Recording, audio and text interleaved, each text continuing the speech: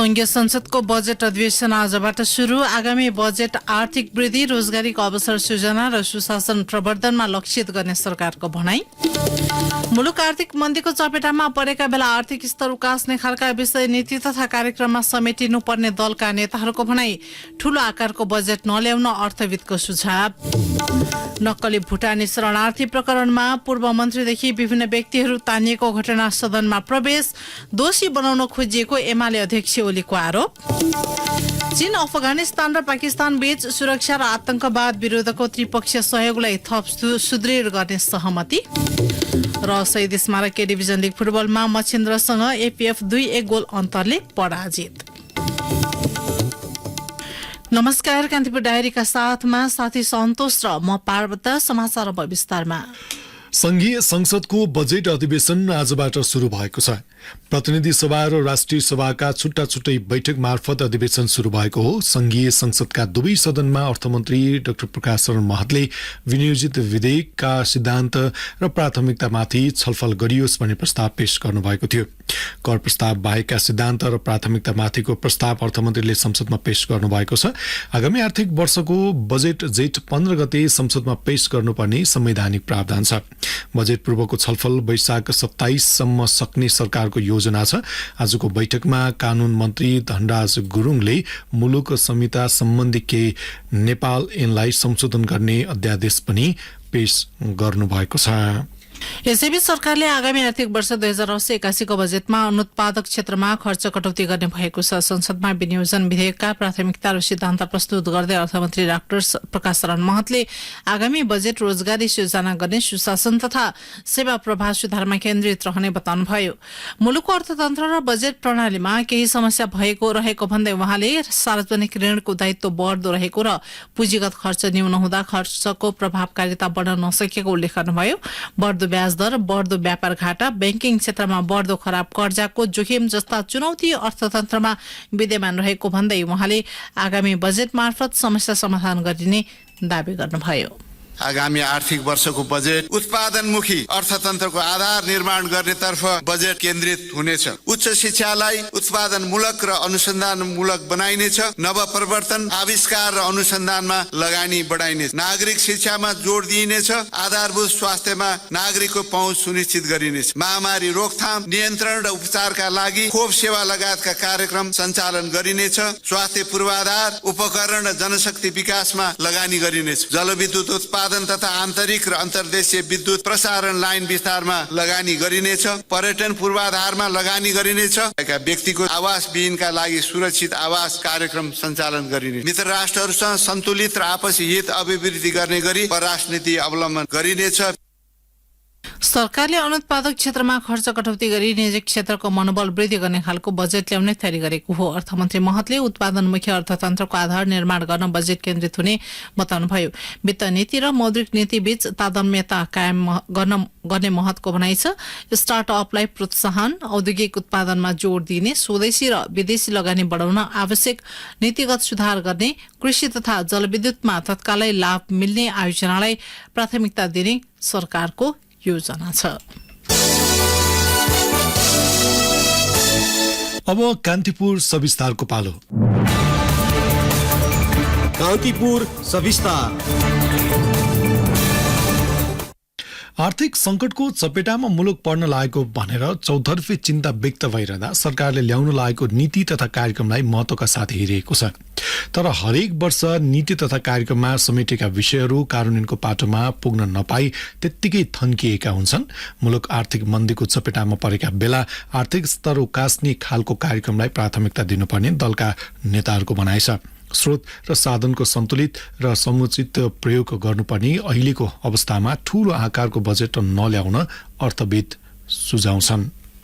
झण्डै 2 वर्ष कोभिड-19 का कारण थिलथिलो बनेको मुलुक केही तङ्ग्रिँदै गर्दा फेरि आर्थिक मन्दीको चपेटामा परेको छ। विश्व अर्थतन्त्रमा देखिएको आर्थिक शिथिलताको बाछिटा नेपालसम्म आइपुगेको छ। फलस्वरूप प्रशासनिक क्षेत्रमा कार्यरत कर्मचारीले समेत समयमा तलब बुझ्न पाएका छैनन्। राजनैतिक अस्थिरताका कारण मुलुकमा विकासका काम थप पछि परेको छ। जनमत पार्टीका सांसद तथा पूर्व खानेपानी मन्त्री अब्दुल खान कृषि र पर्यटनलाई बढी प्राथमिकता दिनुपर्ने बताउँछन्। उनी भन्छन्, भित्रै उत्पादन गरेपछि अटोमेटिक चाहिँ हाम्रो देशभित्रको भ्यालु चाहिँ एड हुन्छ र हाम्रो बाहिर जाने पैसा ठ्याक्कै रोकिन्छ। हाम्रो देश अलिकति भए पनि अगाडि बढ्छ र टुरिज्मलाई प्रमोट गरेपछि झन् चाहिँ हाम्रो देशमा मुफ्तमा बाहिरको करेन्सी आउन सक्ने सम्भावना धेरै छ। त्यसकारण यो दुईटा कुरालाई त राख्नै पर्ने हुन्छ।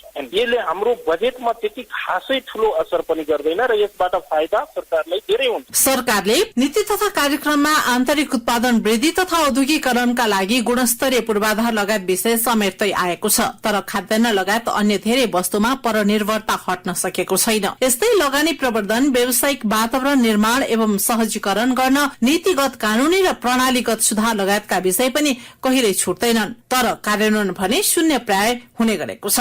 विपक्षी दल एमालेकी सचिव पद्मा अर्याल अबको नीति तथा कार्यक्रम संविधानको मर्म अनुरूप धराशायी बनेको अर्थतन्त्रलाई जोगाउने खालको हुनुपर्ने बताउँछिन्। उनी भन्छिन्, धराशायी भएको अर्थतन्त्रलाई कसरी जोगाउन सकिन्छ, नम्बर 1। नम्बर 2, समाजवाद उन्मुख अर्थव्यवस्था भनेको बेलामा समाजवादका आधार निर्माण गर्नको निम्ति कस्ता प्रकृतिका कार्यक्रमहरूलाई सम्बोधन गर्नुपर्छ, देशलाई चाहिँ टाट पल्टाउने, निश्चित सीमित व्यक्तिहरू फस्टाउने प्रकृतिको नीति कार्यक्रम आउनु भएन, बजेट बन्नु भएन, त्यो कुरालाई नीति कार्यक्रमले नियन्त्रण गर्नु पर्यो। सरकारको नीति तथा कार्यक्रम कस्तो आउला भन्नेमा आम नागरिकले समेत चासो दिएका छन्। नीति तथा कार्यक्रम आउनु अघि संसदमा पनि आइतबारदेखि सैद्धान्तिक छलफल शुरू भइसकेको छ। राष्ट्रिय प्रजातन्त्र पार्टीका अध्यक्ष राजेन्द्र लिङदेन सबैसँग छलफल गरेर सबैले अपनत्व अनुभूत गर्ने खालको सरकारले नीति तथा कार्यक्रम ल्याउनु पर्ने बताउँछन्। उनी भन्छन्, अर्थतन्त्रलाई चलायमान गराउने, आर्थिक गतिविधिहरू बढाउने खालको कार्यक्रमहरू पनि ल्याउनु पर्यो। अनावश्यक र महत्वाकांक्षी योजनाहरू ल्याउनु भएन।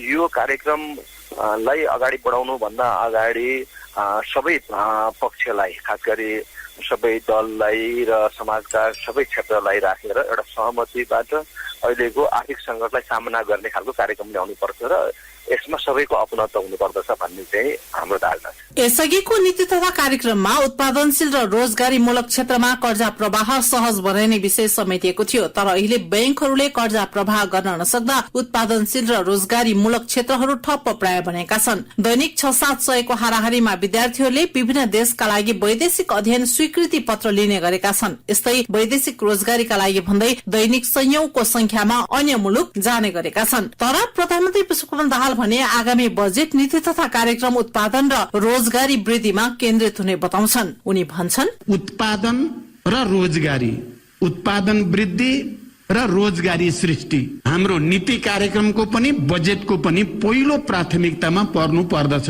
र त्यसले मात्रै हामीलाई बिस्तारै सहजतातिर लान सक्छ भन्ने विश्वासको साथ हामी अगाडि बढेका छौं। पूरा नहुने तथा आर्थिक रूपमा सम्भाव्य नभएका आयोजना नीति तथा कार्यक्रममा राखेको भरमा मात्रै पूरा हुन नसक्ने देखिन्छ। मुलुकको अर्थतन्त्र समस्यामा रहेकाले ठूलो आकारको बजेट ल्याउन नहुने अर्थविदहरूको भनाइ छ। अर्थविद डाक्टर चन्द्रमणि अधिकारी भन्छन्, अनावश्यक खर्च चाहिँ मितव्ययिता ल्याउने, त्यो चालू खर्चमा मितव्ययिता ल्याउने, तपाईले अनावश्यक संरचनाहरू जुन छन् तिनीहरूलाई चाहिँ तामेलीमा राख्ने, हटाइदिने, तपाईको सल्लाहकार समूह जस्ता समूहहरू सचिवालयहरूको लागि चुस्त बनाउने, अनावश्यक ठाउँमा सल्लाहकारहरू नराख्ने, विभिन्न तरिकाबाट चालू खर्च घटाउन सकिन्छ। चालू खर्च घटाइसकेपछि त्यो चालू खर्चबाट घटाउँदाखेरि आएको स्रोत, बचेको स्रोतलाई चाहिँ हामीले उत्पादनशील क्षेत्रमा प्रयोग गर्नु पर्यो, कृषिमा प्रयोग गर्नु पर्यो, उद्योगमा प्रयोग गर्नु पर्यो, पर्यटन र पूर्वाधारका क्षेत्रमा प्रयोग गर्नु पर्यो,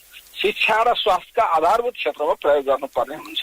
करिब 3 दशक यता अहिले मुलुकको अवस्था असाधारण रहेको अर्थविदहरूले नै बताउने गरेका छन्। एकातिर राजस्व कम उठेको छ, यसलाई तत्कालै उच्च रूपमा वृद्धि गर्ने सम्भावना पनि छैन। वैदेशिक सहायता दिने राष्ट्रहरूले पनि ऋणको अनुपात बढाइरहेकाले यी सबै विषयमा सरकारले ध्यान दिँदै आवश्यकताका आधारमा नीति तथा कार्यक्रम ल्याउनु उपयुक्त देखिन्छ। रेडियो कान्तिपुरका लागि पार्वता चौधरी।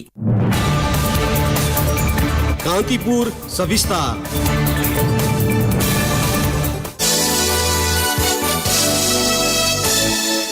कान्तिपुर डायरीमा अब ब्रेकको पालो। कान्तिपुर डायरीमा अब बाँकी प्रसंग नक्कली भुटानी शरणार्थी प्रकरणमा पूर्व मन्त्रीदेखि विभिन्न व्यक्तिहरू तानिएको घटना सदनमा प्रवेश गरेको छ। प्रतिनिधि सभाको बजेट अधिवेशनको पहिलो बैठकमा नै प्रमुख प्रतिपक्षी दलका सांसदहरूले घटनाको तत्काल छानबिन गरी कारबाहीको दायरामा ल्याउन माग गरेका छन्। प्रमुख प्रतिपक्षी एमालेका प्रमुख सचेतक पदम गिरीले नक्कली भुटानी शरणार्थी प्रकरण नौलो नभएको भन्दै भ्रष्टाचारका मुद्दा उठाउन माग गर्नुभयो। गिरीले गत भदौ महिनामै नक्कली भुटानी शरणार्थीको विषय संसदमा उठेको भन्दै त्यसबेला सरकारले व्यवस्था गरेको आरोप लगाउनुभयो। एमाले नेता तथा पूर्व मन्त्रीहरू घटनामा संलग्न रहेको भन्दै संसदमा कारबाहीको माग हुँदा गिरीले भुटानी शरणार्थी मात्रै नभएर अन्य भ्रष्टाचारका विषयमा पनि छानबिन हुनुपर्ने माग गर्नुभयो। सम्माननीय प्रधानमन्त्रीज्यूले बाहिर भन्दै हिँड्नु भएको छ, हामीले यो भ्रष्टाचारका सवालमा यो टेलर मात्रै हो, फिल्म त आउन बाँकी नै छ भनेर सम्माननीय प्रधानमन्त्रीज्यू भन्दै हुनुहुन्छ। सम्माननीय प्रधानमन्त्रीज्यू, हामी फिल्म हेर्नका निम्ति आतुर छौँ। हामी तपाईँले फिल्म देखाउनुहुन्छ भने टिकट काटेर बसेका छौँ सभामुख महोदय, हामी टिकट काटेर बसेका छौँ, फिल्म देखाउनुहोस्। अब वाइट बडी घोटाला काण्ड के हो छानबिन गरौँ, बाँसबारी जग्गा घोटाला काण्ड के हो यसलाई पनि छानबिन गरौँ, बाल मन्दिर जग्गा घोटाला काण्ड, त्यस्तै गरेर माता तीर्थ जग्गा घोटाला काण्ड, यति काण्ड, ओम्नी काण्ड, लडाकु शिविरका घोटाला काण्ड जहाँ अरबौं रुपियाँ राज्यको सम्पत्ति लुटिएको थियो, ती काण्डहरू, सीसीटीभी फुटेज र बजेटमा बिचौलिया ल्याएका काण्डहरू, यस्ता तमाम काण्डहरू अब यो अधिवेशनमा गम्भीरताका साथ छलफल गरौँ।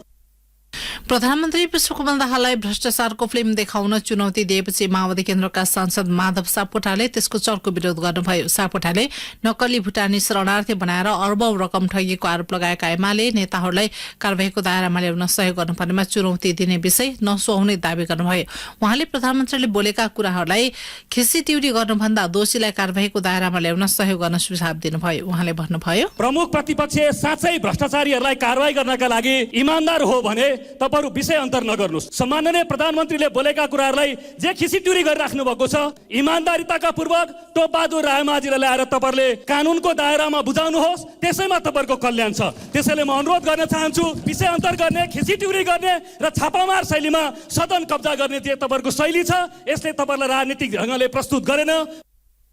बैठकको शून्य समयमा बोल्दै कांग्रेसका सांसद रामहरि खतिवड़ाले नक्कली भुटानी शरणार्थी प्रकरणमा संलग्न कुनै पनि व्यक्तिलाई उन्मुक्ति दिन नहुने बताउनुभयो। घटनामा आफ्नो पनि नाम जोडेर केही सञ्चार माध्यमले समाचार प्रकाशन गरेको भन्दै खतिवड़ाले दोषी भए सजाय भोग्न तयार रहेको उल्लेख गर्नुभयो। भुटानी शरणार्थीको बारेमा चर्चा चलो, हामी चाहन्छौं कोही पनि दोषी छ भने सरकारले गरेको कारबाही भोग्न तयार हुनुपर्छ। संसदमा ताली बजाएर होइन, कानून अनुसार सजाय भोग्न तयार हुनुपर्छ भनेर अनुरोध गर्न चाहन्छु। कुनै कुनै सञ्चार माध्यमले म मान्ने सांसदको पनि नाउँ राखेर सभामुख महोदय म अनुरोध गर्न चाहन्छु, यदि कहीँ कसैबाट पुष्टि भएर म त्यसमा संलग्न छु भने त्यसको सजायको भागी भोगेर राजनीति जीवनबाट बाहिर जान तयार छु। जो दोषी छ त्यसलाई लुकाउनेलाई के कारबाही हुन्छ? नक्कली भुटानी शरणार्थी बनाएर अमेरिका लैजाने भन्दै 5 वर्ष यता गिरोह सञ्चालन गरिरहेका सञ्जालका मुख्य नायकहरू चैतको दोस्रो साता काठमाडौँबाट पक्राउ परेका छन्। घटना रहस्यमय बन्दै गएको भन्दै सो विषय सदनमा उठेको हो। यसैबीच नक्कली भुटानी शरणार्थी प्रकरणमा पक्राउ परेका 8 जनालाई थप 7 दिन थुनामा राख्न जिल्ला अदालत काठमाडौँले अनुमति दिएको छ। घटनामा नेपाल सरकारका बाल बाल सचिव टेकनारायण पाण्डे र तत्कालीन गृहमन्त्री रामबहादुर थापाका सुरक्षा सल्लाहकार इन्द्रजित राई, पूर्व उप प्रधानमन्त्री समेत रहेका एमाले सचिव तथा प्रतिनिधि सभा सदस्य टोपबहादुर रायमाझीका छोरा सन्दीप सहित गिरोहका सदस्यहरू केशव दुलाल, सानो भण्डारी, सन्देश शर्मा, टङ्क गुरुङ र सागर थुलुङ राई पक्राउ परेका छन्। उनीहरूलाई थप 7 दिन थुनामा राख्न अदालतले अनुमति दिएको हो। पक्राउ पर्ची जारी भए पनि पूर्व उप प्रधानमन्त्री रायमाझी र तत्कालीन गृहमन्त्री थापाका सुरक्षा सल्लाहकार राईका छोरा निरज भने फरार छन्। काठमाडौँ प्रहरी परिसरका प्रवक्ता एसपी सीताराम रिजालले भुटानी नक्कली शरणार्थी प्रकरणमा अनुसन्धानका लागि पक्राउ परेका सबैलाई थप 7 दिन हिरासतमा राख्न अदालतबाट अनुमति पाएको बताउनुभयो। यसैबीच नेकपा एमाले अध्यक्ष केपी शर्मा ओलीले नक्कली भुटानी शरणार्थी प्रकरणमा एमालेलाई दोषी बनाउन खोजिएको आरोप लगाउनु भएको छ। संसदीय दलको बैठकमा अध्यक्ष ओलीले कुनै एक व्यक्ति दोषी होला तर सिङ्गो पार्टीमाथि दोष लगाउन नमिल्ने तर्क गर्नुभयो। उहाँले नक्कली शरणार्थी खडा गरी पार्टीमाथि घेराबन्दी गर्न खोजिएको आरोप समेत लगाउनुभयो। उहाँले भन्नुभयो, म प्रचण्डजीलाई भन्न चाहन्छु, पछि हट्नुहोस् कसले भन्यो, झुक्नुहोस् कसले भन्यो, दबाबमा पर्नुहोस् कसले भन्यो, कसले दबाब दियो? मैले उहाँलाई के कसैको बारेमा कसैलाई बचाइदिनुहोस्, कसैको छानबिन नगरिदिनुहोस्, कसैलाई होरो फुकुरो गरिदिनुहोस्, कसैलाई छोडिदिनुहोस् भने मैले त भनेको छु कडाइका साथ छानबिन गर्नुहोस्, कारबाही गर्नुहोस्। जसरी एमालेका विरुद्ध क्याम्पेन लान खोजिँदैछ, एमालेलाई जसरी अनुचित ढङ्गले घसिट्न खोजिँदैछ, यस प्रसङ्गमा व्यक्ति दोषी होला कोही म जान्दिनँ, छैन पछि तथ्यहरूले बताउनु। तर एमालेलाई जसरी घसिट्न खोजिएको छ त्यो दुष्प्रयास कसैले नगर्नु। उहाँले प्रहरीले गरिरहेको छानबिनमा सरकारले हस्तक्षेप नगर्न पनि आग्रह गर्नुभयो। दोषी उप कडाइका साथ कारवाही गर्न प्रधानमन्त्री पुष्पकमल दाहालसँग आग्रह गर्नुभएका अध्यक्ष ओलीले राजनैतिक दबावमा बयान नफेराउन समेत सचेत गराउनु भएको थियो। यसैबीच एकीकृत समाजवादी पार्टीका अध्यक्ष माधव कुमार नेपालले नक्कली भुटानी शरणार्थी प्रकरणमा कसैलाई पनि उन्मुक्ति दिन नसकिने बताउनु भएको छ। राजनैतिक आडमा यस्तो जघन्य अपराध गरेको ठाडो भए जो कोहीलाई पनि कारबाहीको दायरामा ल्याउनु पर्ने बताउनु भयो। उहाँले संलग्नलाई कारबाही गर्न सरकारले कुनै कसर बाँकी राख्न नहुने तर्क गर्नुभयो। निर्दोषी नपरुन्, दोषी नउम्किउन् भन्ने मान्यतालाई ध्यानमा राखिकन बदमासी गर्ने जोसुकै किन नहुन्, जतिसुकै ठुलो ओहदाका किन उनीहरूलाई चाहिँ कानुनको दायरामा दण्ड दिने अवस्थामा पुर्याउनै पर्छ।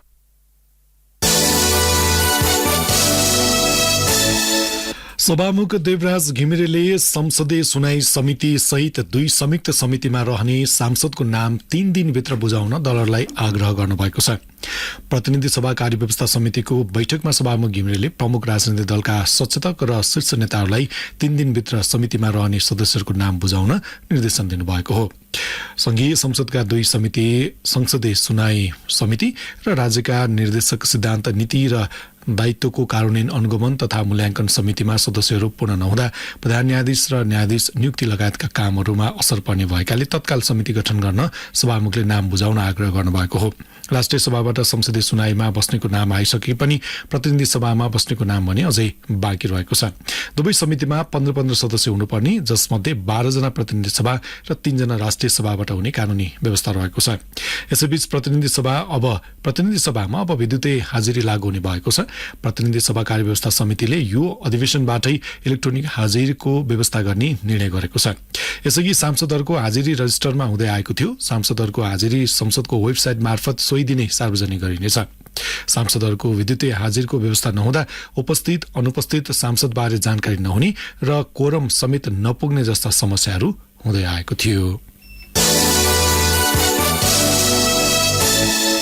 प्रधानमन्त्री पुष्पकमल दाहालले 10औं पटक मन्त्री परिषद विस्तार गर्नुभएको छ। उहाँले आज कांग्रेसबाट सुरेन्द्र राज आचार्यलाई महिला बालबालिका तथा ज्येष्ठ नागरिक मन्त्रीमा नियुक्ति गर्नुभएको हो। यसअघि सो मन्त्रालयको जिम्मेवारी सम्हालिरहेका नेपाल समाजवादी पार्टीका महेन्द्र राय यादवलाई खानेपानी मन्त्रालयको जिम्मा दिएको छ।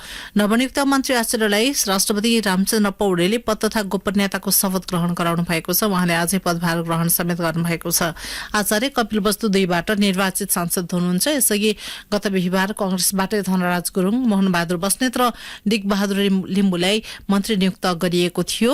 प्रधानमन्त्री मातहतमा अझै वन तथा वातावरण मन्त्रालय छ। गत फागुन 11 गते गठन भएको पुष्पकमल दाहाल नेतृत्वको सरकारले अझै पूर्णता भने पाउन सकेको छैन। नकली कागजात पेश गरेर नेपाली नागरिकता लिने 10 जना भारतीय नागरिकलाई प्रहरीले पक्राउ गरेको छ। काठमाडौँ उपत्यका अपराध अनुसन्धान कार्यालयबाट खटेको प्रहरीको टोलीले करिब 3.5 महिनाको अनुसन्धानबाट भारतीय नागरिकहरूले नकली कागजात पेश गरी नागरिकता लिएको तथ्य बाहिर ल्याएको हो। उपत्यका अपराध अनुसन्धान कार्यालयका प्रमुख एसपी मनोज केसीले नकली कागजात पेश गरेर नेपाली नागरिकता लिएका 10 जना भारतीय नागरिकलाई पक्राउ गरेको बताउनु भएको छ। प्रहरीले सो घटनामा भारत बिहार गएर भई काठमाडौँको शङ्कमूल बस्ने 55 वर्षीय भरत प्रसाद गुप्ता, 30 वर्षीय राहुल गुप्ता, 50 वर्षीय ज्ञानमती देवी गुप्ता र 39 वर्षीय गोपाल गुप्तालाई पक्राउ गरेको जनाएको छ। त्यस्तै बिहार गएर भई ललितपुरको लगनखेल बस्ने 44 वर्षीय रामचन्द्र गुप्ता, गङ्गोबु बस्ने 43 वर्षीय राम प्रवेश गुप्ता, कलङ्की बस्ने 46 वर्षीय भरत गुप्ता, 42 वर्षीय स्नेहलता गुप्ता, 49 वर्षीय मीन देवी गुप्ता र 52 वर्षीय राजेश कुमार गुप्ता पक्राउ परेको प्रहरीले जनाएको छ। कान्तिपुर डायरीमा अब तनहुँ डायरीको पालो। तनहुँ डायरीमा सम्झना र शैलीको नमस्कार। तनहुँका कृषकले उत्पादन गरेको मह विदेश निर्यात हुन थालेको छ। शुक्ला गण्डकी नगरपालिकाको वडा नम्बर 1 र 2 दगामका कृषकहरूले उत्पादन गरेको मह मलेसिया, बेल्जियम र हल्यान्डमा निर्यात गर्न थालिएको प्राकृतिक मौरी पालन समूहका सचिव नन्दु थापा मगरले बताउनु भयो। उहाँका अनुसार विदेशमा प्रति किलो 2500 रुपियाँमा मह बिक्री गरिन्छ। समूहमा आबद्ध 41 घरधुरीका कृषकले 1 वर्षमा करिब 3000 किलो मह विदेश पठाउने गरेका छन्। जिल्लाको आभुखरिन र रिसिङ गाउँपालिकाका विपन्न बस्तीमा मुख्यमन्त्री कार्यक्रम सञ्चालन गरिएको छ। आय आर्जनमा सबल गराई विपन्न परिवारको जीविकोपार्जनमा सहज बनाउने उद्देश्यले आभुखरिनी 1 को 40 र रिसिङ 4 को 60 घरधुरीलाई लक्षित गरी कार्यक्रम सुरु गरिएको हो। लक्षित घरधुरीलाई बाख्रा, तरकारी टर्नेर, मौरीको घार, बोयर बोका, बुङ्गुरको पाठापाठी, कुखुराका चल्ला, हाते ट्र्याक्टर र कुटनी पिसानी लगायतका सामग्री प्रदान गरिएको कृषि ज्ञान केन्द्र तनहुका प्रमुख कुल प्रसाद तिवारीले बताउनुभयो। जिल्लाको भानु नगरपालिकाले जग्गा चक्लबन्दी कार्यक्रम सञ्चालन गरेको छ। आन्तरिक मामिला तथा कानून मन्त्रालय गण्डकी प्रदेशको आर्थिक सहयोगमा भानु 4 को चुदी कुमार गाउँको करिब 171 रोपनी क्षेत्रफलमा चक्लबन्दी कार्यक्रम सञ्चालन गरिएको नगर प्रमुख आनन्द राज त्रिपाठीले बताउनुभयो। उहाँका अनुसार भानुको चुदी फाँट, पुर्कोटको बडहरे फाँट, सतीघाट फाँट लगायतका फाँटहरूमा चक्लबन्दी कार्यक्रम मार्फत थोरै लागतमा बढी उत्पादन लिने योजना सहित कार्यक्रम अगाडि बढाइएको हो। जिल्लाका स्थानीय तहले श्रम स्वीकृति दिन थालेका छन्। श्रम, रोजगार तथा सामाजिक सुरक्षा मन्त्रालयले वैशाख 1 गतेदेखि सबै स्थानीय तहबाट श्रम स्वीकृति दिने व्यवस्था मिलाएसँगै सर्वसाधारणले सहज भएको छ। घरदैरकै सरकारबाट श्रम स्वीकृति लिन पाउँदा निकै सहज भएको बन्दीपुर 1 का रामशरण खड्का बताउनुहुन्छ। उहाँका अनुसार पहिले पोखरा काठमाडौँ गएर लाइन बस्नुपर्ने, काम नसकिँदा बास बस्नुपर्ने समस्याको अन्त्य भएको छ। जिल्लाको बन्दीपुर गाउँपालिकाबाट हालसम्म 5 जनाले सेवा लिइसकेको रोजगार संयोजक शरण सिंह गुरुङले बताउनुभयो। हस्त तनहुँ डायरी आजलाई यति नै। सम्झना र शैली बिदा हुन्छु। नमस्कार। जिल्ला डायरीपछि कान्तिपुर डायरीमा पुनः ब्रेकको पालो। अब आर्थिक प्रसंग। नेपाल र बंगलादेश बीच आगामी जेठको पहिलो साता संयुक्त ऊर्जा व्यापार सम्बन्धी बैठक बस्ने भएको छ। भारतीय ट्रान्समिसन लाइनको प्रयोग गरेर नेपालबाट बंगलादेशसम्म विद्युत लैजाने सन्दर्भमा लबिङ गर्ने सहमतिका लागि सो बैठक बस्न लागेको हो। भारतीय ऊर्जा बोर्डसँग कसरी प्रस्तुत हुने भन्ने विषयमा छलफल हुने ऊर्जा मन्त्रालयले जनाएको छ। त्रिपक्षीय समझदारीमा पुग्नु अघि गृह कार्य गर्नुपर्ने भएकाले सचिव स्तरीय कार्यदलको बैठक बस्ने तय भएको हो। भारतको सहमति बिना बंगलादेशलाई विद्युत बिक्री गर्न असम्भव भएकाले त्रिपक्षीय सहमति महत्वपूर्ण छ। अब अन्तर्राष्ट्रिय प्रसंग। चीन, अफगानिस्तान र पाकिस्तान बीच सुरक्षा र आतंकवाद विरुद्धको त्रिपक्षीय सहयोगलाई थप सुदृढ गर्ने सहमति बनेको छ। इस्लामाबादमा भएको तीनवटै मुलुकका विदेश मन्त्रीको बैठकमा सुमधुर सम्बन्ध कायम राख्न, आपसिक राजनैतिक विश्वासलाई प्रकट बनाउन, एक अर्काको सार्वभौमसत्ता र क्षेत्रीय अखण्डताको सम्मान गर्न र मतभेद वा विवादलाई समान परामर्शका माध्यमबाट उचित रूपमा समाधान गर्ने सहमति भएको अन्तर्राष्ट्रिय सञ्चार माध्यमले जनाएका छन्। सन् 2021 को अगस्तमा अमेरिकाको सेना फिर्ता भएदेखि अफगानिस्तानले आर्थिक र मानवीय संकटको सामना गर्नु परेको छ। तालिबानले अफगानिस्तानको सत्ता कब्जा गरेपछि अन्तर्राष्ट्रिय स्तरमा एक्लिएको छ। अब खेल प्रसंग सहित स्मारक ए डिभिजन लीग फुटबल अन्तर्गत 15औं चरणको अन्तिम खेल 2 खेलमा विभागीय टोली नेपाल एपीएफ विरुद्ध मचिन्द्र फुटबल क्लब विजय हुँदा सङ्कटा र त्रिभुवन आर्मीले 1-1 गोलको बराबरी गरेका छन्। काठमाडौँको त्रिपुरेश्वर स्थित दशरथ रङ्गशालामा सम्पन्न खेलमा एपीएफ विरुद्ध मचिन्द्र फुटबल क्लबले 2-1 गोल अन्तरको जित निकालेको हो। 36औं मिनेटमा एपीएफका लागि अर्मान्ड वेटमौले टिमलाई अग्रता दिलाएका थिए। ओमो लाजा करिम र फिज ओलेवालले इन्जुरी समयमा गरेको 1-1 गोलपछि मचिन्द्र 2-1 गोल अन्तरले विजय भएको हो। पुनरागमन जितसँगै मचिन्द्र 24 अङ्कका साथ चौथो स्थानमा छ भने 9औं स्थानमा रहेको एपीएफको 19 अङ्क छ। यसैबीच ललितपुरको सातबाट स्थित इन्फा मैदानमा सम्पन्न अर्को खेलमा सङ्कटा र त्रिभुवन आर्मीले 1-1 गोलको बराबरी खेल्दै अङ्क बाँडेका छन्। त्रिभुवन आर्मीका लागि भरत खवासले 17औं मिनेटमा गोल गर्दै अग्रता दिलाएका थिए।